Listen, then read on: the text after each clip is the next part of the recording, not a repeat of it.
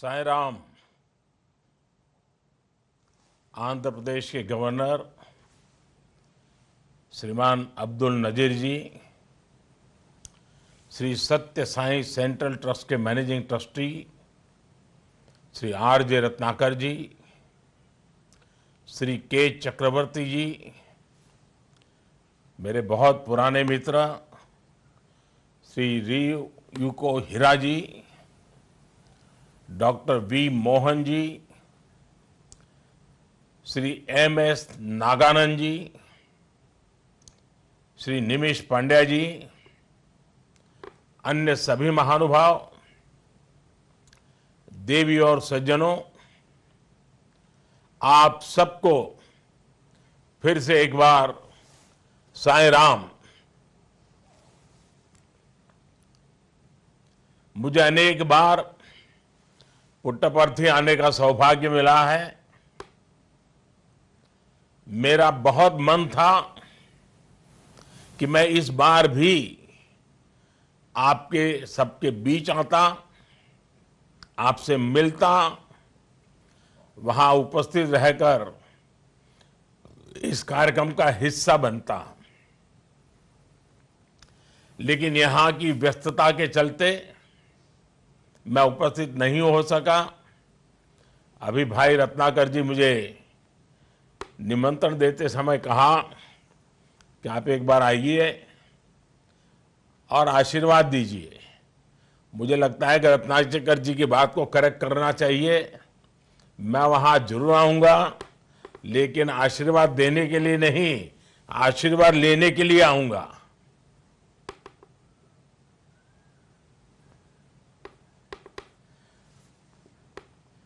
Technology के माध्यम से मैं आप सबके बीच ही हूं। मैं श्री सत्य साई सेंट्रल ट्रस्ट से जुड़े सभी सदस्यों और सत्य साई बाबा के सभी को, भक्तों को आज के लिए, इस आयोजन के लिए बधाई देता हूं। इस पूरे आयोजन में श्री सत्य साई की प्रेरणा, उनका आशीर्वाद हमारे साथ है। मुझे खुशी है कि इस पवित्र अवसर पर श्री सत्य साईं बाबा के मिशन का विस्तार हो रहा है। श्री हीरा ग्लोबल कन्वेंशन सेंटर के रूप में देश को एक प्रमुख विचार केंद्र मिल रहा है। मैंने इस कन्वेंशन सेंटर की तस्वीरें देखी हैं और अभी आपकी इस छोटी सी फिल्म में भी उसकी झलक देखने को मिली। इस सेंटर में आध्यात्मता की अनुभूति हो और आधुनिकता की आभा भी हो। इसमें सांस्कृतिक दिव्यता भी है और वैचारिक भव्यता भी है। ये सेंटर स्पिरिचुअल कॉन्फ्रेंस और एकेडमिक प्रोग्राम्स के लिए एक केंद्र बनेगा। यहां अलग अलग क्षेत्रों से जुड़े पूरी दुनिया के विद्वान और एक्सपर्ट्स इकट्ठा होंगे। मैं आशा करता हूं कि इस सेंटर से युवाओं को बहुत मदद मिलेगी। साथियों, कोई भी विचार सबसे प्रभावी तब होता है जब वो विचार आगे बढ़े, कर्म के स्वरूप में आगे बढ़े। थोथे वचन प्रभाव पैदा नहीं करते हैं जितना कि एक सत्कर्म पैदा करता है। आज कन्वेंशन सेंटर के लोकार्पण के साथ ही यहां श्री सत्य साई ग्लोबल काउंसिल की लीडर्स कॉन्फ्रेंस भी शुरू हो रही है। इस कॉन्फ्रेंस में देश और दुनिया के कई देशों के डेलीगेट्स यहां पर उपस्थित है। खासकर आपने इस आयोजन के लिए जो थीम चुनी है, प्रैक्टिस एंड इंस्पायर, ये थीम प्रभावी भी है और प्रासंगिक भी है। हमारे यहां कहा भी जाता है, यत यत आचरति श्रेष्ठ तत् तत् एव इतरः जनः। अर्थात श्रेष्ठ लोग जैसा जैसा आचरण करते हैं, समाज वैसा ही अनुसरण करता है। इसलिए हमारा आचरण ही दूसरों के लिए सबसे बड़ी प्रेरणा होती है। सत्य साई बाबा का जीवन अपने आप में इसका जीवंत उदाहरण है। आज भारत भी कर्तव्यों को पहली प्राथमिकता बनाकर आगे बढ़ रहा है। आजादी के 100 वर्ष के लक्ष्य की ओर आगे बढ़ते हुए हमने हमारे अमृतकाल को कर्तव्य काल का नाम दिया है। हमारे इन कर्तव्यों में आध्यात्मिक मूल्यों का मार्गदर्शन भी है और भविष्य के संकल्प भी हैं। इसमें विकास भी है और विरासत भी है। आज एक और देश में आध्यात्मिक केंद्रों का पुनरुद्धार हो रहा है, तो साथ ही भारत इकोनॉमी और टेक्नोलॉजी में भी लीड कर रहा है। आज भारत दुनिया की टॉप 5 इकोनॉमी में शामिल हो चुका है।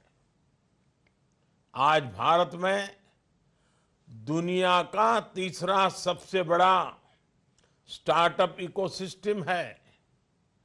डिजिटल टेक्नोलॉजी और 5G जैसे क्षेत्रों में हम बड़े बड़े देशों का मुकाबला कर रहे हैं। दुनिया में आज जितने भी रियल टाइम ऑनलाइन ट्रांजैक्शन हो रहे हैं, उसके 40% अकेले भारत में हो रहे हैं। और मैं तो आज रत्नाकर जी से आग्रह करूंगा और सभी हमारे साईं भक्तों से भी आग्रह करूंगा, क्या ये हमारा नया बना हुआ जिला जो साईं बाबा के नाम से जुड़ा हुआ है, ये पूरा पुट्टपर्ती जिला, क्या आप इसको 100% डिजिटल बना सकते हैं? हर ट्रांजैक्शन डिजिटल हो। आप देखिए दुनिया में इस जिले की अलग ही पहचान बन जाएगी। और बाबा के आशीर्वाद से रत्नाकर जी जैसे मेरे मित्र अगर इस कर्तव्य को अपना जिम्मा बना दें, तो हो सकता है कि बाबा के अगले जन्मदिन तक पूरे जिलों को डिजिटल बना सकते हैं, जहां कोई एक कैश रुपये की आवश्यकता नहीं होगी। और ये कर सकते हैं। साथियों, समाज के हर वर्ग की भागीदारी से आज परिवर्तन आ रहा है। इसलिए ग्लोबल काउंसिल जैसे आयोजन भारत के बारे में जानने का और बाकी विश्व को इससे जोड़ने का एक प्रभावी जरिया है। साथियों, संतों को हमारे यहां अक्सर बहते जल की तरह बताया जाता है, क्योंकि संत न कभी विचार से रुकते हैं, न कभी व्यवहार से थमते हैं। अनवरत प्रवाह और अनवरत प्रयास ही संतों का जीवन होता है। एक सामान्य भारतीय के लिए ये मायने नहीं रखता कि इन संतों का जन्मस्थान क्या है। उसके लिए कोई भी सच्चा संत उसका अपना होता है, उसकी आस्था और संस्कृति का प्रतिनिधि होता है। इसलिए हमारे संतों ने हजारों वर्षों से एक भारत श्रेष्ठ भारत की भावना का पोषण किया है। सत्य साईं बाबा भी आंध्र प्रदेश के पुट्टपर्ती में जन्मे। लेकिन उनके मानने वाले, उनके चाहने वाले दुनिया के हर कोने में है।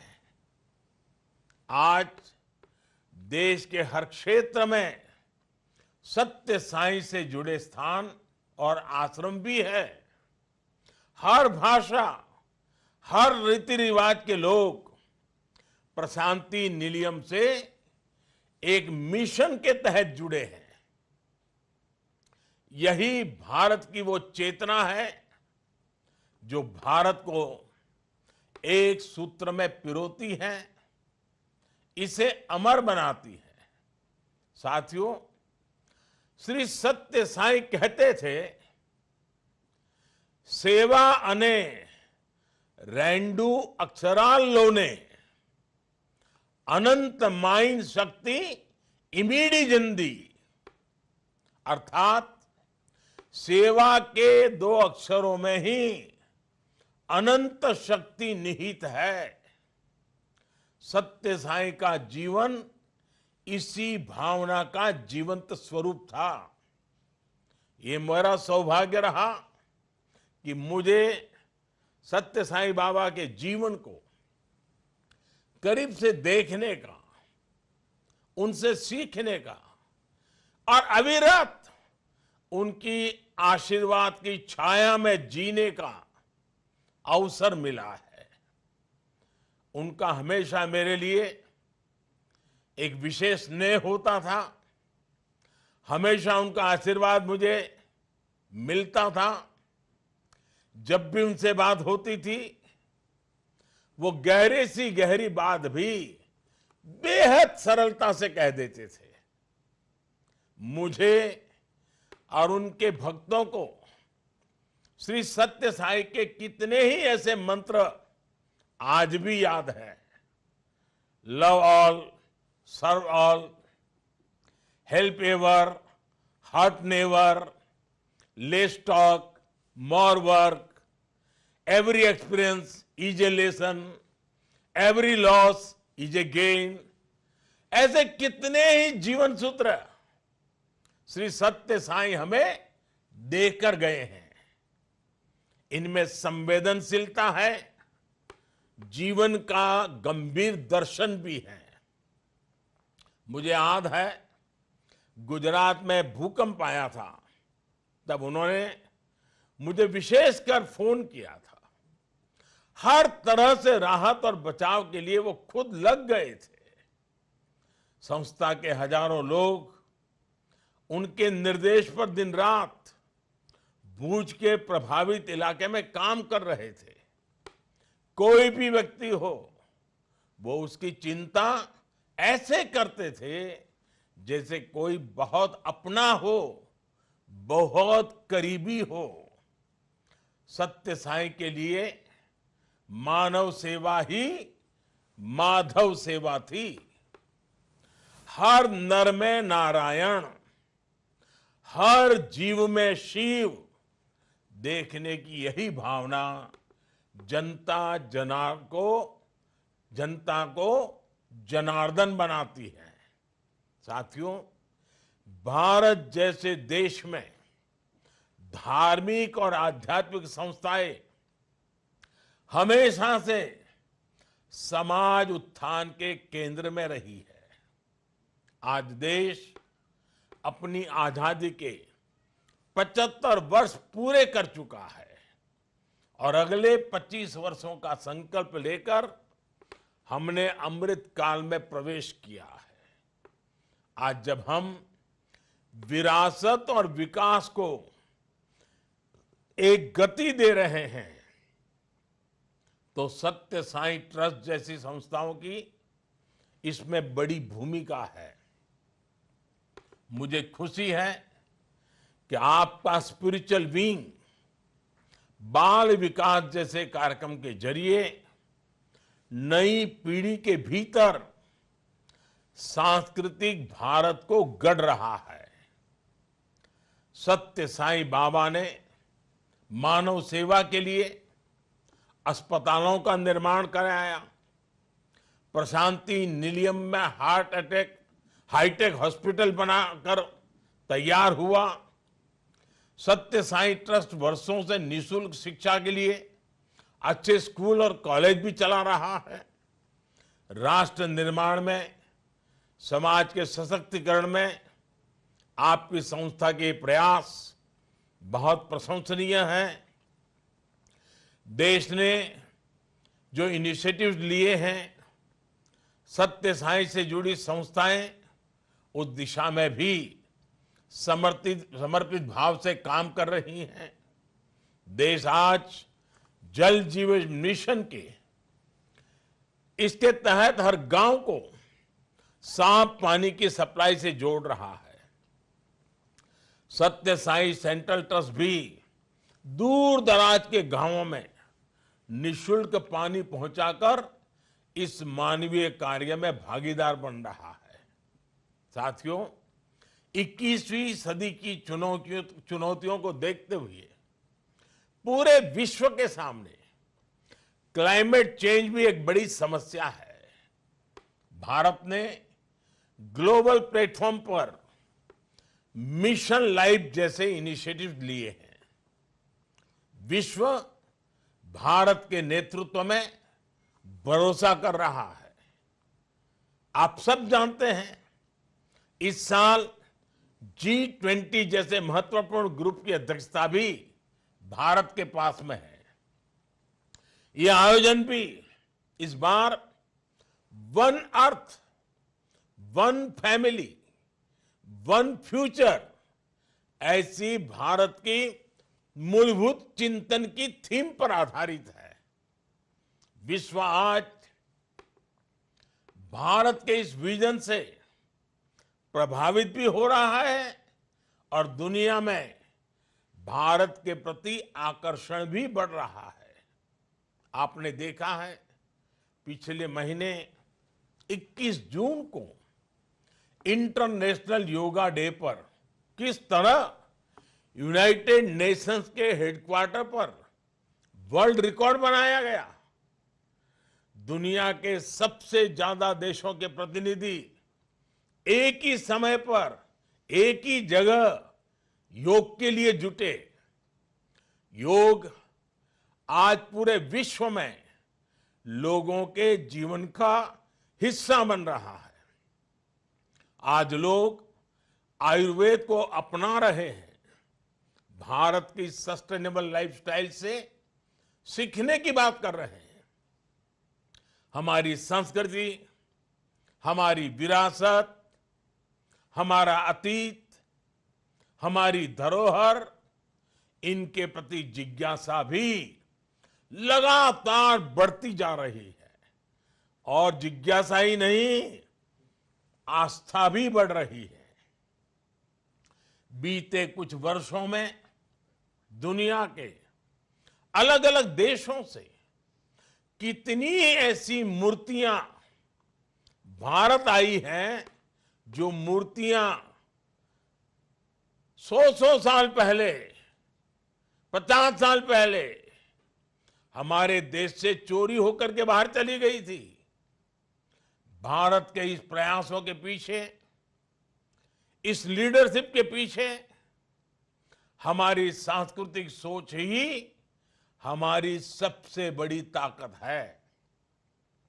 इसलिए ऐसी सभी प्रयासों में सत्य साई ट्रस्ट जैसे सांस्कृतिक और आध्यात्मिक संस्थानों की एक बड़ी भूमिका है। आपने अगले 2 वर्षों में प्रेम तरु के नाम से 1 करोड़ पेड़ लगाने का संकल्प लिया है।